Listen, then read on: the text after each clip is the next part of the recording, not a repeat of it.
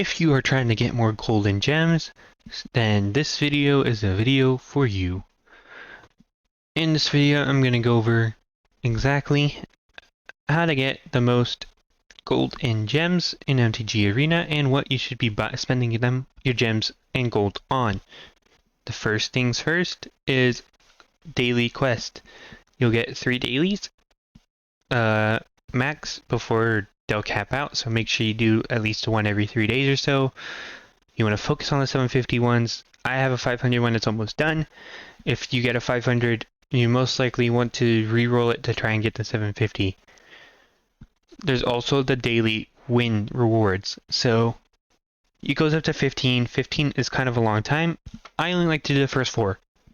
If you're short on time, just do the first 4. The first one is going to give you 250 gold, and then 2, 3, and 4 are going to give you 100. Afterwards, the gold reward drops off really hard. You get like 50, 25, but not really worth it by then, so just do the first 4, you'll be fine. Next up, like in the last video, buying the battle pass costs 3,400 gems. You'll get 4,000 gold and 1,200 gems back if you complete it all the way through, and you'll also get a ton of rewards along the way. And now for the biggest one that I want to talk about here, that is the standard event, the historic event, and drafting. Now I'm going to click the standard event. The same thing applies for historic event. If you want to do historic instead, that is fine. You can see it costs 500 gold to enter. But 5 wins, 6 wins, and 7 wins all give you more than 500 gold. This is what we call going infinite. If you can consistently get 5, 6, 7 wins over and over again, you'll get more gold than you will enter. You're going to profit. You can basically get infinite gold generation like this. Just be careful, because if you find yourself losing all the way up to 3 wins, you're going to actually lose gold than what you would have gotten if you had not entered at all. You do get 3 cards, at least uncommon. Here you can see this one starts with 1 rare, 2 uncommon, 2 rares, 1 uncommon, 2 rares, 1 uncommon. Well, it might be another good way for you to get cards as well. Same thing applies for drafting, but for gems, if I go to, say, quick draft, you can see it costs 750 gems to enter, and then 6 wins and 7 wins will give you 850 and 950. You can also do this with player drafts. I don't recommend it myself. You can see that a player draft costs 1,500, but you need all 3 wins to get it, to get double right here. Or if you just do a normal premier draft, I think is what they are, then you need 5 wins to get 100 more gems. I don't think it's worth it. Might be for you. Look into it if you're good, really think you're really good at drafting. Next up is the monthly ranked rewards. So you can see you have 2 different ranks. You have your constructed rank for standard and historic, and then you have your limited rank for bronze, or for draft. And I don't know if sealed has a ranked, but it might. But it's mainly going to be your draft. So you see, if I click into this, that you get gold starting at silver, and then it caps at 1,000 starting at gold. So what you want to do here is you want to get gold rank right now on both of them.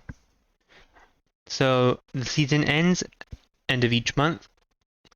Getting gold kind of super easy. For silver and bronze, you'll get 2 check marks every time you win, and you only lose 1 if you lose. So you basically only need to win 1 every other game to start ranking up slowly. And then once you get to gold, a lot of people stop there. You'll get your 1,000 gold. You'll get your 2 packs. You get a card style. If you can if you think you can keep going, you'll get more packs, another card style, but most people stop at gold. That's where you're going to get your most gold for the rank that. So just make sure you do both of them. You'll get 2,000 gold at the end of the month, basically for free, just by playing the game. And now, I'm going to go over what you should be spending your gold and gems on. So of course, Mastery Pass should probably be your focus for gems. Once you bought that, save up for the next one. And then anything afterwards is you can spend it on drafts. Same thing with gold. Gold, you can spend it on drafts. But I'm telling you this right now. I'm a free-to-play player. And the reason I'm telling you that is because I don't want you to think just because you're not spending any money doesn't mean you can't buy anything using your gold and your gems, and that you have to focus on just the drafts and the Mastery Pass to get your collection. So first things first, don't buy these. Really, these aren't worth it at all. Of course, if you're spending a lot of money into this game anyways, and this video probably isn't for you, but if you're not, the daily deals is what I want to focus on for the store. You can see I've purchased all of the god cards already. Before this is just a card style, just changes the way they look. It's not even the cards themselves. So you can see I've purchased them all. I think they're like 3,000 each, so I've spent a lot of gold on them. And you can see right now the world tree for me is the only thing left. This thing changes every day, so check it every day if you can. See what's new. If you see a card style you want, buy it. You'll be fine. I particularly don't want the world tree style. I never use the world tree, so I'm not going to buy it. Next up, avatars. I think I've bought in maybe one or two before. I think I bought in Ugin actually. I'm pretty sure. Or maybe Ugin came from Battle Pass. I don't remember entirely, but purchasing avatars, I normally only do this if there's like a theme deck that I have going. So like if I have a Nicol Bolas deck, then I might buy Nicol Bolas, for instance. If you have an avatar you want, buy it. Same thing as always. Same with the sleeves. I have bought every anime sleeve they've had. If I go to just any deck and then click my sleeves, you can see I've bought in this sleeve, this sleeve, this sleeve, this sleeve, this sleeve, this one. There's probably a few others here that I bought in. I think maybe this one and this one. You see I've bought in a lot of sleeves, is what I'm saying. And normally, I've only ever used this one for all my decks. I'll probably start changing them later on, but anime sleeves are basically my favorite one so far, so that's what I bought. These ones kind of cost a lot. I think I bought the Isn't one actually, so Isn't one isn't showing up here because I did buy it. I think it was maybe in a daily deal. I don't remember correctly. But yeah, if you see a sleeve you like always, buy it, you'll be fine. Same thing with the pets. Pets, they cost 20,000. It may seem expensive here. If I go to my profile, go to my pet select, you can see that I've actually did buy a, hold on. I actually did buy a dragon whelp. That was 20,000 gold. I think this was like I think this was the first pet to come out in the shop like that. That was back when I thought that I could actually buy everything if I tried hard enough. And maybe you could if you keep playing. I've taken breaks every now and then, but mainly focus on buying the ones you want. So yeah. Next thing is if you go to bundles, this is probably the most important. I should have, if you're going to play historic specifically, and that is the historic anthology. So historic anthology is going to give you a playset of a bunch of different cards. This is the fourth one they've done so far. And with historic looking like it's going to be like a big thing in competitive play, if you're a competitive Magic player, then you might want to look into buying this anthology for 25 gold or 4,000 gems.